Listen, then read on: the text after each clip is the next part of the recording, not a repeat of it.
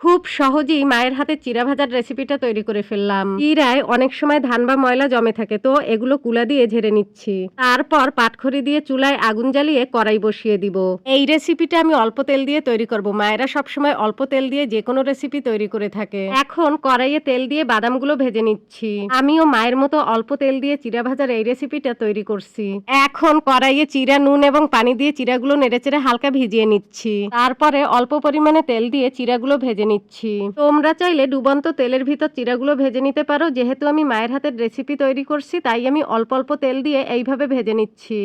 আর চিড়া ভাজার এই রেসিপিটা সম্পূর্ণ আমি সরিষার তেল দিয়ে করছি। তোমরা তো দেখতেই পাচ্ছ আমি কিভাবে অল্প তেল দিয়ে চিড়াগুলো এইভাবে মুচমুচে করে ভেজে নিচ্ছি। তবে চিড়াগুলো অনবরত লাড়তে হবে, চিড়া থেকে হাত উঠানো যাবে না, তাহলে চিড়াগুলো পুড়ে যাবে। এ পর্যায়ে চিড়াগুলো ভাজা হয়ে গেছে, এখন একটা পাত্রে চিড়াগুলো তুলে নিচ্ছি। তারপরে কড়াইয়ে সরিষার তেল দিয়ে পেঁয়াজ, মরিচ এবং রসুন এগুলো দিয়ে নেড়েচেড়ে যখন এগুলো ভাজা ভাজা হয়ে যাবে, তখন এর ভিতরে দিয়ে দিব চিড়াগুলো দিয়ে ভালোভাবে নেড়েচেড়ে মিশিয়ে নিব।